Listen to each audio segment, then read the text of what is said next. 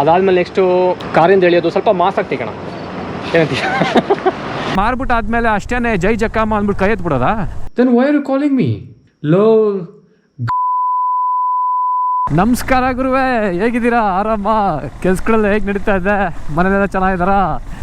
ನಂದು ಕೆಲ್ಸಗಳೆಲ್ಲ ಆರಾಮಾಗಿ ನಡೀತಾ ಇದೆ. ಏನು ಗುರು ಇಷ್ಟು ದಿವಸ ವಿಡಿಯೋನೇ ಹಾಕಿಲ್ಲ, ಏನೋ ಗ್ಯಾಪ್ ತಗೊಂಬಿಟ್ಟಿದ್ಯಾ, ಒಂದು ವಾರದ ಮೇಲ್ಗಡೆ ಆಯಿತು ಅಂತ ಎಲ್ಲ ಅನ್ಕೊತಾ ಇರ್ಬೋದು. ಹೌದು, ಸ್ವಲ್ಪ ಕೆಲಸಗಳು ಜಾಸ್ತಿ ಬಂದ್ಬಿಡ್ತು ಗುರು, ಸಿಕ್ಕಾಪಟ್ಟೆ ಕೆಲಸ, ಅದು ಇದು ಎಲ್ಲ ಮ್ಯಾನೇಜ್ ಮಾಡೋದ್ರಲ್ಲೇ ಆಗೋಯ್ತು. ವಿಡಿಯೋ ಮಾಡ್ಬೋದಾಗಿತ್ತು, ಆದರೆ ಅರ್ಜೆಂಟಲ್ಲಿ ಸುಮ್ಮನೆ ಮಾಡೋದ್ರಲ್ಲಿ ಮಜಾ ಇರಲ್ಲ. ಕರೆಕ್ಟಾಗಿ ಮಾಡಬೇಕು ಅಂತ ನಾನು ಒಂದು ಸ್ವಲ್ಪ ದಿವಸ ಆಗಲಿ ಅಂತಲೇ ಸುಮ್ಮನೆ ಇದ್ದೆ. But I am back with a bang. Okay, ವಿಡಿಯೋನಲ್ಲಿ ಒಂದು ತುಂಬಾ ಇಂಟ್ರೆಸ್ಟಿಂಗ್ ಟಾಪಿಕ್ಕು, ಇನ್ಸಿಡೆಂಟು ನನ್ನ ಜೊತೆ ನಡೆದಿರೋದು. ಅದು ಫ್ಲಿಪ್ಕಾರ್ಟ್ ಅವ್ರ ಜೊತೆ. ಫ್ಲಿಪ್ಕಾರ್ಟ್ನ ಡಿಫೈ ಮಾಡೋದಕ್ಕೆ ಈ ವಿಡಿಯೋ ಏನು ಮಾಡ್ತಾ ಇಲ್ಲ, ಆದರೆ ನಾನು ಪಬ್ಲಿಕ್ಲಿ ಇದನ್ನೆಲ್ಲ ಕಂಪ್ಲೀಟಾಗಿ ನಿಮ್ಮ ಹತ್ರ ಡೀಟೇಲ್ಸ್ ಶೇರ್ ಮಾಡ್ತೀನಿ. ಒಂದು ಟ್ರಾನ್ಸಾಕ್ಷನ್ನು ಹೆಂಗೆ ಅವರು ನನ್ನ ಟ್ರಾನ್ಸಾಕ್ಷನ್ನ ಜುಗಾಡ ಮಾಡಿ ಇಟ್ಟಿದ್ದಾರೆ ಅನ್ನೋದ್ರ ಬಗ್ಗೆ ಡೀಟೇಲ್ ಆಗಿ ವಿಡಿಯೋನಲ್ಲಿ ಎಕ್ಸ್ಪ್ಲೇನ್ ಮಾಡ್ತೀನಿ ವಿತ್ ಫ್ಯಾಕ್ಟ್ಸು. ಮ್ಯಾಟ್ರ್ ಏನಂದರೆ, ನೀವೂನು ಫ್ಲಿಪ್ಕಾರ್ಟಲ್ಲಿ, ಅಮೆಝಾನಲ್ಲಿ ಎಲ್ಲ ಇ ಕಾಮರ್ಸ್ ವೆಬ್ಸೈಟ್ನಲ್ಲಿ ಆರ್ಡರ್ಸ್ ಪ್ಲೇಸ್ ಮಾಡ್ತೀರಾ, ಪರ್ಚೇಸ್ ಮಾಡ್ತೀರಾ ಅಲ್ವಾ? ಪರ್ಚೇಸ್ ಮಾಡಾದ್ಮೇಲೆ ಆ ಪ್ರಾಡಕ್ಟ್ ಏನೋ ಡಿಫೆಕ್ಟಿವ್ ಆಗಿದ್ರೆ ಹೆಂಗೆ ನಾವು ಒದ್ದಾಡಬೇಕು ಅದನ್ನು ರಿಪ್ಲೇಸ್ ಮಾಡೋದಕ್ಕೆ ಇಲ್ಲ ರಿಫಂಡ್ ಮಾಡೋದಕ್ಕೆ ಅನ್ನೋದ್ರ ಬಗ್ಗೆನೇ ಇದ್ರ ಟಾಪಿಕ್ಕು. ನಾನೆಷ್ಟು ಒದ್ದಾಡ್ತಾ ಇದ್ದೀನಿ ಒಂದು ಟ್ರಾನ್ಸಾಕ್ಷನ್ ಮಾಡಿಬಿಟ್ಟು ಅಂತ ಅದನ್ನು ಕಂಪ್ಲೀಟ್ ಡೀಟೇಲಾಗಿ ನಿಮ್ಗೆ ತಿಳಿಸ್ಕೊಡ್ತೀನಿ. ಇದರಿಂದ ನಿಮಗೂ ಹೆಲ್ಪ್ ಆಗುತ್ತೆ. ನೆಕ್ಸ್ಟು ಟ್ರಾನ್ಸಾಕ್ಷನ್ ಮಾಡಬೇಕಾದ್ರೆ ಮುಂಚೆನೇ ಅವೇರ್ನೆಸ್ ಕ್ರಿಯೇಟ್ ಆಗಿಬಿಟ್ರೆ ನೀವು ನೆಕ್ಸ್ಟ್ ಟೈಮ್ ನೀವು ಹುಷಾರಾಗ್ಬೋದು. ಓಕೆನಾ? ಇವಾಗ ಸೀದಾ ಮ್ಯಾಟ್ರಿಗೆ ಜಂಪ್ ಆಗೋಣ.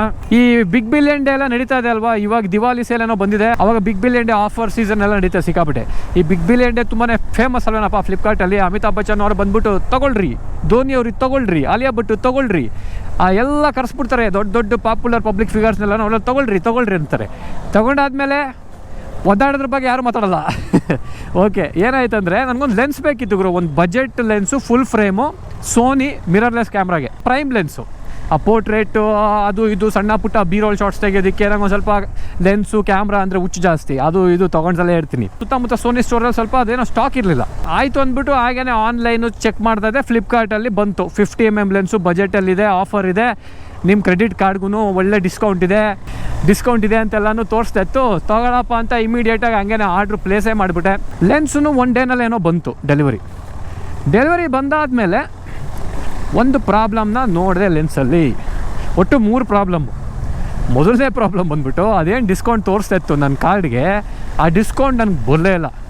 ನಾನೇ ಅಂದ್ಕೊಂಡೆ ಓಕೆ ಅದು ಆಮೇಲೆ ಬರ್ಬೋದೇನೋ ಡಿಸ್ಕೌಂಟು, ಇಲ್ಲ ಅಂದರೆ ಅದೇ 24 hours ಆದಮೇಲೆ ಏನಾರೋ ಬರ್ಬೋದು ಅಂತ ಸುಮ್ಮನೆ ಇದ್ದೆ.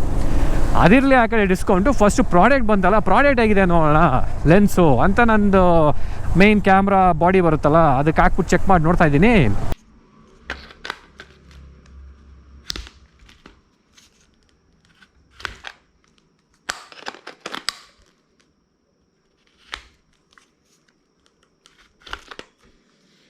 ತುಂಬ ಟೈಟ್ ಇದೆ ಗುರು, ತುಂಬ ರಬ್ಬಿಂಗ್ ಆಗ್ತಿದೆ, ಈಸಿಯಾಗಿ ಕೂತ್ಕೋತಾ ಇಲ್ಲ. ನಂದು ಇನ್ನೊಂದು ಲೆನ್ಸ್ ತೋರಿಸ್ತೀನಿ ನೋಡ್ರಿ, ಅದೆಷ್ಟು ಈಸಿಯಾಗಿ ಕೂರುತ್ತೆ ಅಂತ. ತೊಗೊಂಬರ್ತೀನಿ ಒಂದು ಲೆನ್ಸ್.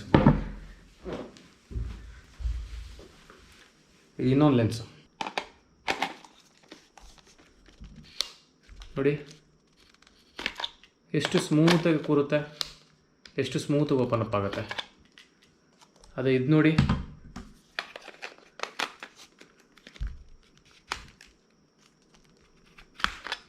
ಸ್ವಲ್ಪ ಪ್ರೆಷರ್ ಹಾಕಿ ತಳ್ಳಬೇಕು. ಒಂದು ಕೆಲಸ ಮಾಡೋಣ, ಒಂದಷ್ಟು ಫುಟೇಜಸ್ ತೆಗೆದು ನೋಡೋಣ, ಫೋಟೋಸ್ ತೆಗೆದು ನೋಡೋಣ, ಒಂದಷ್ಟು ಬಿ-ರೋಲ್ ಶಾರ್ಟ್ಸ್ ಓಡಿದ್ ನೋಡೋಣ ಹೇಗೆ ಬರುತ್ತೆ ಅಂತ. ಫೋನ್ ಮಾಡ್ತಿದ್ದೆ ನನ್ನ ಫ್ರೆಂಡ್ಗೆ. ಮಗ ಎಲ್ಲಿದೆಯಾ? ಅಡ್ಡಾಗಿ ಬರ್ತೀಯಾ? ಅಡ್ಡಾಲೇ ಇದೆಯಾ? ಓಕೆ ಒಂದು ಕೆಲಸ ಮಾಡೋಣ, ನಾನು ಬರ್ತೀನಿ ಈಗ ಒಂದು 15-20 ನಿಮಿಷದಲ್ಲಿ. ಯಾವುದ್ರಲ್ಲಿ ಬಂದಿದೆಯಾ? ಕಾರಲ್ಲಿ ಬಂದಿದೆಯಾ? ಸೂಪರ್. ಏನಿಲ್ಲ, ಒಂದು ಸ್ವಲ್ಪ ಬಿ-ರೋಲ್ ಶಾರ್ಟ್ಸ್ ಹೊಡೆಯೋಣ ಅಂದ್ಬಿಟ್ಟು ಸುಮ್ಮನೆ ಒಂದು ಟೆಸ್ಟ್ ಮಾಡೋದಕ್ಕೆ ಹೊಸ ಲೆನ್ಸ್ ತೊಗೊಂಡೆ ಮಗ, 50mm ಲೆನ್ಸು. ಓಕೆ, ಅಲ್ಲೇ ಬರ್ತೀನಿ.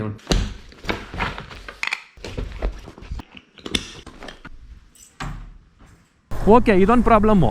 ಇನ್ನೊಂದು ಪ್ರಾಬ್ಲಮ್ಮು, ಬಾಕ್ಸ್ ಪೀಸ್ ಬಂದಿತ್ತಲ್ಲ ಮನೆಗೆ, ಪ್ರತಿಯೊಂದು ಲೆನ್ಸೇ ಆಗಲಿ ಯಾವುದಾದ್ರು ಎಲೆಕ್ಟ್ರಾನಿಕ್ ಐಟಮ್ ಆಗಲಿ ಒಂದು ಸ್ಟಿಕ್ಕರ್ನ ಅಟ್ಯಾಚ್ ಮಾಡಿರ್ತಾರೆ. ಆ ಸ್ಟಿಕ್ಕರ್ ಬಂದು ಸೀಲ್ದು, ಕರೆಕ್ಟ್ ಅಲ್ಲ? ಆ ಸೀಲ್ನ ನಾವೇ ಓಪನ್ ಮಾಡಬೇಕು. ಆ್ಯಕ್ಚುಲಿ ನನಗೆ ಬಂದಾಗ ಸೀಲ್ ಆಲ್ರೆಡಿ ಸ್ವಲ್ಪ ಓಪನ್ ಆಗೋಗಿ, ಸೀಲ್ ಓಪನ್ ಮಾಡಿ ಮತ್ತೆ ಅದೇ ಥರ ಸೀಲ್ ಕೂರ್ಸೋಕ್ಕೋ ಟ್ರೈ ಮಾಡಿದರೆ ಅದ್ರಾಗ ನನಗೆ ಗೊತ್ತಾಗ್ತಾ ಇದೆ ಅದು. ಓಕೆ, ಇವಾಗ ಡಿಸ್ಕೌಂಟ್ ಬಂದಿಲ್ಲ, ಈ ಕಡೆ ಸೀಲ್ ಸ್ವಲ್ಪ ಓಪನ್ ಆಗಿರೋ ಥರ ಕಾಣ್ತಿದೆ, ಅದ್ರ ಜೊತೆಗೆ ಪ್ರಾಡಕ್ಟ್ ತುಂಬ ಟೈಟಾಗಿ ಲಾಕ್ ಆಗ್ತಾ ಇದೆ, ಈಸಿಯಾಗಿ ಲಾಕ್ ಆಗ್ತಾ ಇಲ್ಲ. ಇಷ್ಟು ಪ್ರಾಬ್ಲಮ್ಸ್ ಇದೆ. ನೆಕ್ಸ್ಟು ಲೆನ್ಸ್ ಹೇಗೆ ಕೆಲಸ ಮಾಡುತ್ತೆ, ಕರೆಕ್ಟಾಗಿ ಕೆಲಸ ಮಾಡ್ತಾ ಇದೆಯಾ ಅದನ್ನು ಫಸ್ಟು ಚೆಕ್ ಮಾಡೋಣ. ಒಂದು ಸ್ವಲ್ಪ ಶೂಟ್ ಮಾಡಿ ನೋಡೋಣ, ಫೋಟೋಸ್ ಹೊಡೆದು ನೋಡೋಣ. ಗುರು ನಮಸ್ಕಾರ. ರೆಕಾರ್ಡ್ ಮಾಡ್ಕೊಂಡ್ಬಿಡಿ. ನಾನು ಅವಲ್ಲಿ ಹೇಳಿದ್ನಲ್ಲ ಫೋನಲ್ಲಿ, ಒಂದು ಒಳ್ಳೆ ಸಖತ್ತಾಗಿರೋ ಬಜೆಟ್ ಲೆನ್ಸ್ ತೊಗೊಂಡೆ 50mm ಸೋನಿದು. ಸುಮ್ಮನೆ ಒಂದು ಇರಲಿ ಅಲ್ಲಿ ಇಲ್ಲಿ ರಫ್ ಆ್ಯಂಡ್ ಟಫ್ ಆಗಿ ಯೂಸ್ ಮಾಡೋದಕ್ಕೆ ಅಂತ ತೊಗೊಂಡಿದ್ದೀನಿ. ಸ್ವಲ್ಪ ಟೈಟ್ ಅನಿಸ್ತದು. ಒಂದ್ಸರಿ ಶೂಟ್ ಮಾಡಿ ನೋಡೋಣ ಹೇಗೆ ಬರುತ್ತೆ, ಬೀರೋ ಶಾರ್ಟ್ಸ್ ಹೊಡ್ಬಿಟ್ಟು ನೋಡೋಣ ಒಂದ್ಸರಿ, ಅದು ಕ್ಲಾರಿಟಿ ಆಗಿದೆ ಚೆಕ್ ಮಾಡೋದಕ್ಕೋಸ್ಕರ ಒಂದು ಸುಮ್ಮನೆ ಸಿಂಪಲ್ ಶಾರ್ಟ್ಸ್ ಹೊಡಿಯೋಣ. ಈ ಲೆನ್ಸು ಬಜೆಟಲ್ಲಿ ಬೀರೋಲ್ ತೆಗೆಯೋಕ್ಕೆ ಚೆನ್ನಾಗಿದೆ ಅಂತ ನಾನು ಸ್ವಲ್ಪ ರಿಸರ್ಚ್ ಮಾಡಿದೆ, ಗೊತ್ತಾಯಿತು. ಏನು ಗೊತ್ತಾ ಕಾನ್ಸೆಪ್ಟು, ಅಲ್ಲಿಂದ ಬರೋದು ಅಲ್ಲಿಂದ ನೀನು ಬರಬೇಕಾದ್ರೆ ನಾನು ಈ ಕಡೆಯಿಂದ ಒಂದು ಲೋ ಆ್ಯಂಗಲ್ ಶಾಟ್ ಹಾಕ್ತೀನಿ, ಹಾಗೆ ಇನ್ನೊಂದು ಸ್ವಲ್ಪ ಇಲ್ಲಿ ಬಂದು ನೀನು ಸಡನ್ ಬ್ರೇಕ್ ಹೊಡಿತೀಯಾ, ಕಾರಿಂದ ಎಳಿಯೋದು, ಸ್ವಲ್ಪ ಮಾಸಾಗಿ ತೆಗೋಣ, ಏನಂತೀಯ ಸ್ವಲ್ಪ ಮಾಸಾಗಿ ಬಿಲ್ಡಪ್ಸಲ್ಲಿ ತೆಗೋಣ, ಸುಮ್ಮನೆ ಸಿಂಪಲ್ಲಾಗಿ ಹಂಗೆ ಟಕಟಕಂತ ಮಾಡೋಣ. ಎಲ್ಲ ಹ್ಯಾಂಡ್ ಹೆಲ್ಡೆ, ಯಾವುದು ಗಿಂಬಲ್ ಏನಿಲ್ಲ. ಓಕೆನಾ? ಮಳೆ ಇವಾಗ ನಿಂತಿದೆ, ಮಳೆ ಬರ್ತಾ ಮತ್ತೆ ಚೆನ್ನಾಗಿದೆ ಲೊಕೇಶನ್ ಎಲ್ಲ, ಫುಲ್ಲು ಲಿಟ್ಟಾಗಿದೆ, ಫುಲ್ ಲೊಕೇಶನ್ನು ಎಲ್ಲ ಫುಲ್ ಸ್ಟ್ರೀಟ್ ಲೈಟ್ಸು.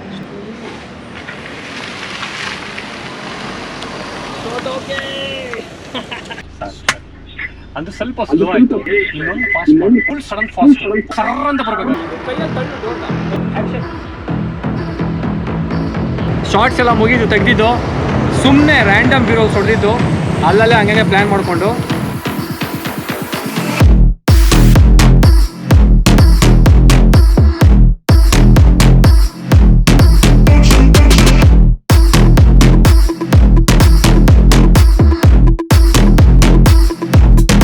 ತೋರಿಸ್ತೀನಿ. ಅವಲ್ಲಿ ಹೇಳಿದ್ನಲ್ಲ ಸ್ವಲ್ಪ ಟೈಟ್ ಇದೆ ಅಂತ, ನೀವು ತೋರಿಸ್ತೀನಿ ನೋಡು. ಫಸ್ಟ್ ಆಫ್ ಆಲ್ ತೆಗಿಬೇಕಾದ್ರೆ ಏನು ಇಷ್ಟೊಂದು ಟೈಟ್ ಇದೆ, ಟೈಟ್ ಜಾಸ್ತಿ ಇದೆ. ಮತ್ತು ಹಾಕ್ಬೇಕಾದ್ರೆ ನೋಡು, ಪ್ರೆಷರ್ ಹಾಕಬೇಕು. ನಂದು ಆಮೇಲೆ ಈ ಬಾಡಿ ಹೋಗ್ಬಿಟ್ಟು ವೇರೌಟ್ ಆಗಿಬಿಟ್ರೆ ಕಷ್ಟ. ಯಾರು ಹಿಂಗಾರು ನೋಡ್ಕೊಂಬರ್ತಾನೆ.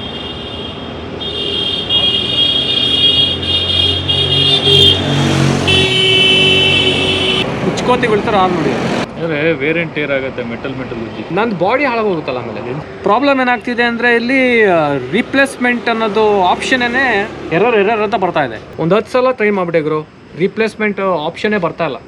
ಅಂದರೆ ಬರ್ತಾ ಇದೆ, ಆದರೆ ಎರರ್ ಥ್ರೋ ಮಾಡ್ತಿದೆ. ರೀಸನ್ ಕೇಳುತ್ತೆ, ಏನಕ್ಕೆ ರಿಪ್ಲೇಸ್ಮೆಂಟ್ ಹೇಳಿದೆ, ಡಿಫೆಕ್ಟಿವ್ ಇದೆ, ಅದೆಲ್ಲ ಸೆಲೆಕ್ಟ್ ಮಾಡಿ ಕರೆಕ್ಟಾಗಿ ಎಲ್ಲ ಟ್ಯಾಪ್ಸನ್ನು ಕ್ಲಿಕ್ ಮಾಡಿ ಸಬ್ಮಿಟ್ ಮಾಡ್ತೀನಿ, ಎರರ್ ತೊಗೊತಲ್ಲ ರಿಪ್ಲೇಸ್ಮೆಂಟ್.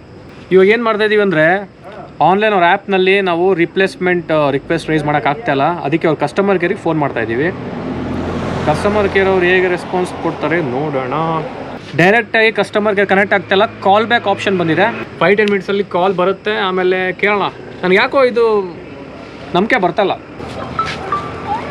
ಕಾಲ್ ಬಂತು, Sony 50mm lens, yes, which I bought yesterday. I am not sure whether the lens is a perfect fit for the camera. There might be some manufacturing defect or something like that. So I want to return this. What? Why should I call Sony customer care? See, I bought the product from Flipkart, not from Sony website, right? Why are you giving me Sony call center number? ಇಷ್ಟೊತ್ತು customer support representative ಕಾಲ್ ಮಾಡಿದ್ರೆ ಅವ್ರ ಹತ್ರ ಮಾತಾಡ್ತಾ ಇದ್ದೆ, ನೀನು ಕೇಳಿಸ್ಕೊಂಡಿಯಲ್ಲ. Lens replacement ಕೇಳಿದ್ರೆ Sony customer care number ಕೊಡ್ತಾ ಇದ್ದಾರೆ. ಇದೇನೋ ಬ್ರ್ಯಾಂಡಿಗೆ ಟೈಅಪ್ ಆಗಿದೆ. ಅವ್ರಿಗೆ ಫೋನ್ ಮಾಡಿ, ನಾನು ಅವ್ರಿಗೂ ಫೋನ್ ಮಾಡಿದೆ ಕಾಲ್ ಕಟ್ ಆದಮೇಲೆ. ಅವ್ರು ಹೇಳ್ತಿದ್ದಾರೆ ವಿ ಆರ್ ನಾಟ್ ರೆಸ್ಪಾನ್ಸಿಬಲ್. ಅಂದರೆ ಅವರು ಪ್ಲ್ಯಾಟ್ಫಾರ್ಮಲ್ಲಿ ನಾವು ತೊಗೊಂಡಿಲ್ಲ, ಅವ್ರ ವೆಬ್ಸೈಟಿಂದ. ನಾನು ತೊಗೊಂಡಿದ್ದು ಫ್ಲಿಪ್ಕಾರ್ಟಿಂದ. ಸೋನಿ ಕಾಲ್ ಮಾಡು ಅಂತ ಇದ್ದಾರೆ. ಏನು ಗುರು ಇದು ಜುಗಾಡು? ಸೋನಿ ಎಲ್ಲಿಂದ ರಿಪ್ಲೇಸ್ಮೆಂಟ್ ಕೊಡ್ತಾನೆ? ಸೋನಿಲ್ಲ ತೊಗೋದೈತಲ್ಲ. ಸೀದಾ ಸೋನಿಲಿ ತೊಗೊತೀನಿ. ಅಕಸ್ಮಾತ್ ಸೋನಿ ವೆಬ್ಸೈಟಲ್ಲಿ ತೊಗೊಂಡಿದ್ರೆ ನಾನು ಸೋನಿಯವ್ರಿಗೆ ಕಾಲ್ ಮಾಡ್ತೀನಿ. ತೊಗೊಂಡಿರೋ ಫ್ಲಿಪ್ಕಾರ್ಟ್ ವೆಬ್ಸೈಟಲ್ಲಿ ತೊಗೊಂಡಿರೋನು ಅವ್ನು ರೆಸ್ಪಾನ್ಸಿಬಲ್. ಸೋನಿ ಹತ್ರ ಮಾತಾಡ್ಬಿಟ್ಟು ನನಗೆ ರಿಪ್ಲೇಸ್ಮೆಂಟ್ ಕೊಡಿಸ್ಬೇಕು. ಇದು ಸರಿ ಇಲ್ಲ, ಟ್ರಾನ್ಸಾಕ್ಷನ್ನೇ ಸರಿ ಇಲ್ಲ ನನ್ನ ಪ್ರಕಾರ. ಯಾಕೋ ಗುರು ಫ್ಲಿಪ್ಕಾರ್ಟ್ ಬ್ಲಿಕ್ ಬಿನ್ ಹೇಳ್ದೆ ಅಂತ ಆಗ್ತಾರೆ ಸುಮ್ಮನೆ. ಮನ್ಸಿಗೆ ಬಂದಂಗೆ ಡಿಸ್ಕೌಂಟ್ ನೋಡಿರಿ, ನಾನು ಓದಾಡ್ತಾ ಇದ್ದೀನಿ ಇಲ್ಲಿ. ನಿಜ ಹೇಳ್ತೀನಿ ಮಗ, ಅಮೆಝಾನಲ್ಲಿ ಒಂದೆರಡು ಡಿಫೆಕ್ಟಿವ್ ಪ್ರಾಡಕ್ಟ್ ಬಂದಿತ್ತು. ನನಗೆ ಬೇಜಾರಾಗ್ಬಿಟ್ಟು ರೀಫಂಡೇ ಕೊಡಿ ಅಂದರೆ ರೀಫಂಡೇ ಪ್ರೋಸೆಸ್ ಮಾಡಿಬಿಟ್ರು ಅವರು. ಇವ್ರು ನೋಡಿದ್ರೆ ರಿಪ್ಲೇಸ್ಮೆಂಟೇ ಕೊಡ್ತಾ ಇಲ್ಲ. ಹೆಂಗೆ ವಾದ ಮಾಡ್ದೆ ಅಂದರೆ, ಇಲ್ಲ ನೀವು ಸೋನಿಗೆ ಮಾಡಬೇಕು ಗುರು, ವ್ಯಾರಂಟಿ ಇಶ್ಯೂ ಇದ್ದರೆ ನಾನು ಸೋನಿಗೆ ಹೋಗ್ತೀನಿ ಅಂತ ಬರೋಲ್ಲ. ನನ್ನ ಮಗನ ಪ್ರಾಡಕ್ಟೇ ಡಿಫೆಕ್ಟಿವ್ ಇದೆ, ಬಂದಿರೋ ಇನ್ನೂ ಒಂದು ದಿವಸ ಆಗಿಲ್ಲ ಪ್ರಾಡಕ್ಟು, ನೀವು ತೊಗೊಂಡೋಗ್ಬಿಟ್ಟು ನನಗೆ ಸೋನಿ ಕಾಲ್ ಸೆಂಟ್ರಿಗೆ ಫೋನ್ ಮಾಡು ಅಂದರೆ. ಫ್ಲಿಪ್ಕಾರ್ಟ್ ನೋಡಿ, ಇದು ಬಿಗ್ ಬಿಲ್ ಇಂಡಿಯಾ ಅಂತ ಹೇಳ್ತಾರೆ ಫ್ಲಿಪ್ಕಾರ್ಟಲ್ಲಿ. ಹಿಂಗೆ ನನಗೆ ಗುಮ್ತಾವ್ರೆ, ನಾನು ಅವ್ರಿಗೆ ಗುಮ್ತಾ ಇದ್ದೀನಿ ವಾಪಸ್ಸು. ಮನೆ ಹೋಗಿ ಮತ್ತೆ ಗುಮ್ತೀನಿ ಇನ್ನೊಂದಷ್ಟು. ಗುಮ್ಮು ಚೆನ್ನಾಗಿ ನಾನು ಅಲ್ಲಿ ಇನ್ನೇನು ರೋಡಲ್ಲಿ ಇನ್ನೆಷ್ಟು ಮಾತಾಡೋದು ಅಂದ್ಬಿಟ್ಟು ಮನೆಗೆ ಬಂದಾದ್ಮೇಲೆ ಮತ್ತೆ ಫೋನ್ ಮಾಡಿದೆ. ನೆಕ್ಸ್ಟ್ ಡೇ ಫೋನ್ ಮಾಡಿದೆ. ಇದೇ ಕುಷ್ಕ ಕೊಡ್ತಲ್ಲ ಇದ್ದಾರೆ ಗುರು. ಕೊನೆಗೆ ಹಾಕ್ಕೊಂಡು ಜಡ್ದೆ, ಗುಮ್ಮಾಕ್ಬಿಟ್ಟೆ ಲೆಫ್ಟ್ ರೈಟ್ ಸೆಂಟ್ರು. ಆವಾಗ ಎಷ್ಟು ದಬಾಯಿಸ್ಬೇಕಂದ್ರೆ ಇವ್ರಿಗೆ, ನನ್ನ ಮಗಂದು ನನಗೆ ದಬಾಯಿಸಿ ರೂಢಿ ಇದೆ. ಆದರೆ ಇವರಿಗೆ ಯಾವ ರೇಂಜಿಗೆ ದಬಾಯಿಸ್ಬೇಕು ಅಂದರೆ ನನಗೆ ಫ್ರಸ್ಟ್ರೇಟ್ ಆಗೋದು. ನಮ್ಮ ಮಕ್ಕಳು ಏನು ಗುರು ಇವರು, ಇಂಥ ತಿಕ್ ಸ್ಕಿನ್ ಇದ್ದಾರಲ್ಲ ಇವರು. ಅವ್ರಿಗೆ ಹೇಳ್ಕೊಟ್ಬಿಟ್ಟಿರ್ತಾರೆ ಗುರು, ಏನೇ ಆಗಲಿ ತಲೆ ಮೇಲೆ ತಲೆ ಬೀಳಲಿ, ಕಸ್ಟಮರ್ನ ಎಲ್ಲರೂ ಬೇರೆ ಕಡೆ ತಳ್ಳು, ಸೋನಿ ಇಲ್ಲ ಕೆನೋನ್ ತಗೊಂಡು ಕೆನೋರ್ ಹತ್ರ ತಳ್ಳು, ಇಲ್ಲ ಅಂದರೆ ಆಗಲ್ಲ ಅನ್ನೋ, ಇಲ್ಲ ಅಂದರೆ ಹೋಲ್ಡಿಗೆ ಹಾಕ್ಬಿಡು, ಸುಮ್ಮನೆ ಮ್ಯೂಸಿಕ್ ಕೇಳ್ಕೊಂಡು ಅವರೇ ಕಟ್ ಹಾಕ್ಬಿಡ್ಲಿ. ಅವ್ರದ್ದು ಸಿಂಪಲ್ ಟ್ಯಾಕ್ಟಿಕ್ ಏನು ಗೊತ್ತಾ, ಸೋನಿ ಹತ್ರ ಹೋಗ್ತೀನಾ, ಸೋನಿ ಅವ್ರು ಹೇಳ್ತಾರೆ ಫ್ಲಿಪ್ಕಾರ್ಟ್ ಹತ್ರ ಹೋಗು. ಇದನ್ನು ಅಲ್ಲಿ ಇಲ್ಲಿ ಫುಟ್ಬಾಲ್ ಆಡ್ತಾ ಇರ್ತಾರ, ಅದರಲ್ಲೇ ಫ್ರಸ್ಟ್ರೇಟ್ ಆಗ್ಬಿಟ್ಟು ನಾನೇ ಸುಮ್ಮನೆ ಆಗಿಬಿಡ್ಬೇಕು. ಇದೆಲ್ಲ ಟ್ಯಾಕ್ಟಿಕ್ಸು, ಸೈಕಲಾಜಿಕಲ್ ಟ್ಯಾಕ್ಟಿಕ್ಸ್ ಇರೋದು. ನಾನು ಕೊನೆಗೆ ಹಾಕೊಂಡು ಜಡ್ದ ಮೇಲೆ ಫೋನಲ್ಲಿ ಮತ್ತು ಕಂಪ್ಲೇಂಟೆಲ್ಲ ರೈಸ್ ಮಾಡಿದ್ಮೇಲೆ ಕೊನೆಗೆ ರೀಪ್ಲೇಸ್ಮೆಂಟ್ ರಿಕ್ವೆಸ್ಟ್ಗೆ ಅಪ್ರೂವಲ್ ಆಯಿತು. ರೀಪ್ಲೇಸ್ಮೆಂಟ್ ಕೊಡ್ತೀನಿ ಅಂತಲೂ ಹೇಳಿದ್ರು. ರೀಪ್ಲೇಸ್ಮೆಂಟು ಬಂತು. ಆ ರೀಪ್ಲೇಸ್ಮೆಂಟ್ ಬಂದಾದಮೇಲೆ 2 ಪ್ರಾಬ್ಲಮ್ ಸಾಲ್ವ್ ಆಯಿತು. ಒಂದು, ಸೀಲು ಬ್ರೇಕ್ ಆಗಿರಲಿಲ್ಲ ಈ ಸರಿ, ಅದು ಓಕೆ ಸೂಪರ್. ಸೆಕೆಂಡ್ ಬಂದುಬಿಟ್ಟು ಟೈಟಾಗಿ ಕುತ್ಕೊಂತೈತಲ್ವ ಲೆನ್ಸು, ಆ ಪ್ರಾಬ್ಲಮ್ಮನ್ನು ಸಾಲ್ಟ್ ಔಟ್ ಆಯಿತು. ಟೈಟಾಗಿ ಕೂರ್ತಾ ಇಲ್ಲ, ಕರೆಕ್ಟಾಗಿ ಕೂರ್ತಾ ಇದೆ ಈಗ.